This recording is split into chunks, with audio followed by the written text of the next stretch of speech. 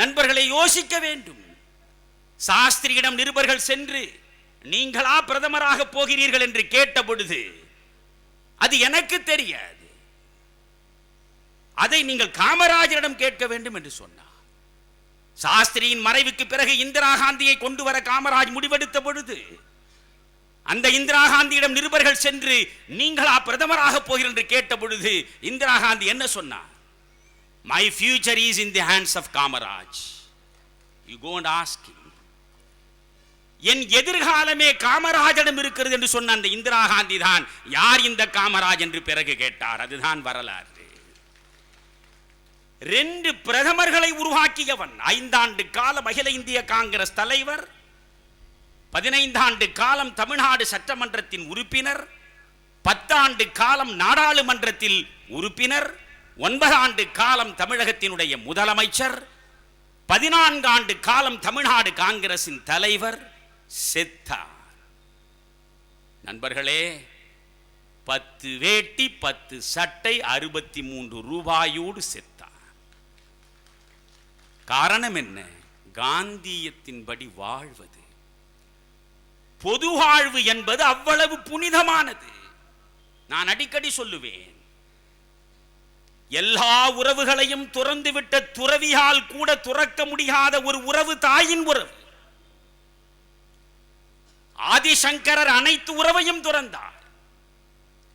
ஆரியாம்பிகை என்கிற தன்னுடைய தாயை துறந்து அவர் துறவியாக புறப்படுகிற பொழுது ஆரியாம்பிகை கண்ணீர் விட்டு கதறினாள், மகனே, திரண்ட செல்வம் இருக்கிறது, ஏற்கனவே கணவனை இழந்த விதவையாக நிற்கிறேன், இப்பொழுது மகனே உன்னையும் இழந்த பிறகு நான் யாருக்கடா வாழப்போகிறேன், என்னை விட்டு நீ விலகுவது நியாயமா என்று கேட்டார். ஆதிசங்கரர் சொன்னார், தாயே, நேற்று வரை நீ எனக்கு தாயாக இருந்தாய், இன்று முதல் உலகத்தில் உள்ள அத்தனை பெண் மக்களும் எனக்கு தாயாகிவிட்டனர், எனவே என்னை நீ மன்னிக்க வேண்டும் என்று புறப்பட்டார். புறப்படுகிற பொழுது ஆதிசங்கரர் சொன்னார், தாயே, என்னை பெற்ற வயிறு மரண பொழுதில் துடிக்கிற பொழுது எங்கிருந்தாலும் மறவாமல் வந்து மடி சுமப்பேன் என்று சொன்னார். சிருங்ககிரியில் இருக்கிறார். தன் தாய் மரண படுக்கையில் இருப்பதை அவர் மன உணர்வு வெளிப்படுத்துகிறது. உடனே காலடி நோக்கி விரைகிறார். காலடியில் வந்தால் ஆரியாம்பிகை மரண வாசலில் பிதற்றிக் கொண்டிருக்கிறாள், சுயபிரஜையை இழந்து கொண்டிருக்கிறாள். சத்தியம் செய்தபடி சங்கரர் வந்து தாயின் தலையை மடி சுமந்தார். விழிதிறந்து பார்த்தாள் ஆரியாம்பிகை. சொன்னபடி நம்முடைய மகன் ஈமக்கடன் ஆற்றுவதற்கு வந்து விட்டானே என்கிற நிம்மதியோடு கண்ணை மூடினாள். பிறகு தன் தாய்க்கு ஈமக்கடன் ஆற்றுவதற்கு சங்கரர் புறப்படுகிற பொழுது ஊரே எதிர்த்தது, உறவுகள் எதிர்த்தன. நீ சந்நியாசி, இந்து தர்மத்தின்படி சகலத்தையும் துறந்தவன் தான் சந்நியாசி, ஒரு சந்நியாசியாக இருக்கிற உனக்கு உறவு கிடையாது என்கிற பொழுது எப்படி நீ உன்னுடைய தாய்க்கு ஈமக்கடன் செய்யலாம்?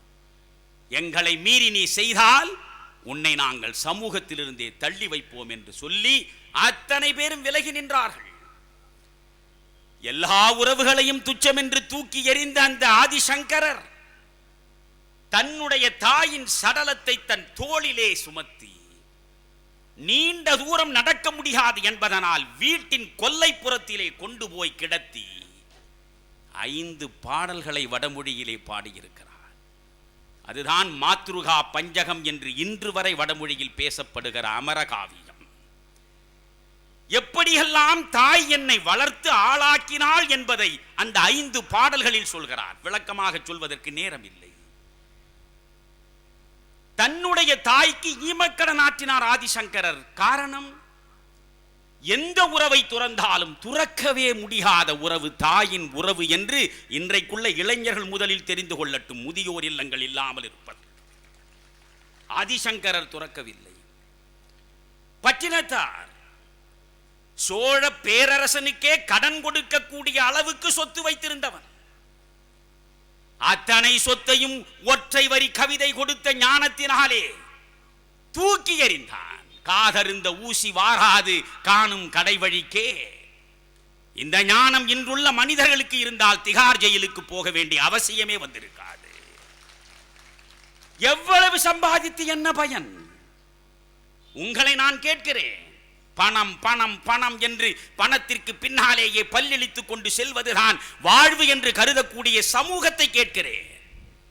எவ்வளவு நாள் நீங்கள் இந்த மண்ணில் வாழ்ந்து விடுவீர்கள்? 100 ஆண்டு வாழ்வது பெருவாழ்வு என்று நீங்கள் பூரித்து பொங்குகிறீர்களே, உங்கள் அனைவருக்கும் 100 ஆண்டு நிச்சயமா? 50 சிலர் போகிறான், 60 போகிறான், 70 போகிறான், 20 போகிறான். சரி, 100 ஆண்டு உங்கள் அனைவருக்கும் வாழ்வு உண்டு என்று ஆண்டவன் வரமளித்து விட்டதாகவே வைத்துக் கொள்ளுங்கள். கூடியிருக்கிற உங்கள் அனைவருக்கும் ஒரு ஆண்டுக்கு 365 நாட்கள் என்றால் 100 ஆண்டு நீங்கள் வாழ்ந்தாலும் வெறும் 36,500 நாட்கள் தானடா இந்த மண்ணுக்கும் உங்களுக்கும் சம்பந்தம். 36,500 நாட்களுக்கு பிறகு மண்ணுக்கு மேலே இருந்த நீங்கள் அத்துணை பேரும் மண்ணுக்கு உள்ளேதான் மண்ணோடு மண்ணாக வேண்டும். இந்த நிலையற்ற வாழ்வுக்கு எத்தனை கோடி சேர்த்து என்ன பயன்? அதைத்தான் பட்டினத்தாருக்கு அவன் பிள்ளையாக வந்து சேர்ந்தவன் ஞானத்தை கொடுத்தான். காதற்ற ஊசி வாராது காணும் கடை வழிக்கே அத்தனையும் துறந்தான். ஒற்றை வரி கொடுத்த ஞானம். கோடி கோடியாய் தேடி வைத்திருந்த சொத்து முழுவதையும் தூக்கி எறிந்து விட்டு கோவணத்தோடு வெளியே போன பட்டினத்தார். மனதில் வைத்துக் கொள்ளுங்கள், அப்படி போகிற பொழுது மனைவி கண்ணீர் விடுகிறாள், கவலைப்படவில்லை. உறவுகள் தடுக்கின்றன, கவலைப்படவில்லை. ஆனால் பட்டினத்தடிகளை பெற்றெடுத்த தாய் தடுத்து கண்ணீர் விடுகிற பொழுது சொன்னார், தாயே, உன்னை நான் துறக்க மாட்டேன். நீ உயிரோடு இருக்கிற வரையில் இந்த புகார் நகரிலேதான் நான் சுற்றி கொண்டிருப்பேன். உனக்கு ஈமக்கடன் ஆற்றிய பிறகுதான் இந்த புகார் நகரை விட்டு நான் புறப்படுவேன் என்று சொன்னார். தாய் உயிரோடு இருக்கிற வரையில் பூம்புகார் நகரின் சத்திரங்களிலும் தெருக்களிலும் அவர் பிச்சை எடுத்து உண்டார். தாய் இறந்தாள், செய்தி கிடைத்தது. தாய்க்கு சிதை மூட்டப்பட்ட இடத்தை தேடி வந்து பார்க்கிறார். சிதை நெருப்பு எரிகிறது. நண்பர்களே, அந்த நேரத்தில் பட்டினத்தார் பாடிய 10 பாடல்களை இன்று படித்தாலும் எந்த மனிதனும் தாயை புறம் தள்ள மாட்டார்.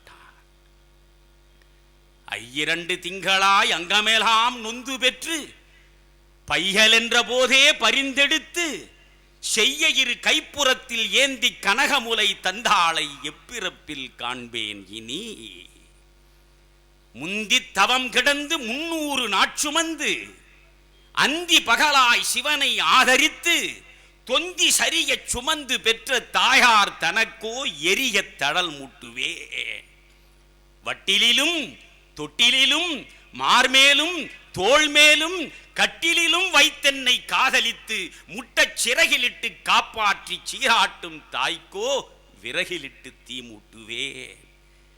அரிசியோ நான் இடுவேன் ஆத்தாள் தனக்கு வரிசையிட்டு பார்த்து மகிழாமல். அரிசியோ நான் இடுவேன் ஆத்தாள் தனக்கு வரிசையிட்டு பார்த்து மகிழாமல். ருசியுள்ள தேனே அமிர்தமே செல்வ திரவிய பூ மானே என்று அழைத்த வாய்க்கு அள்ளி இடுவது அரிசியோ தாய் தலைமேல் கொள்ளிதனை வைப்பேனோ கூசாமல்.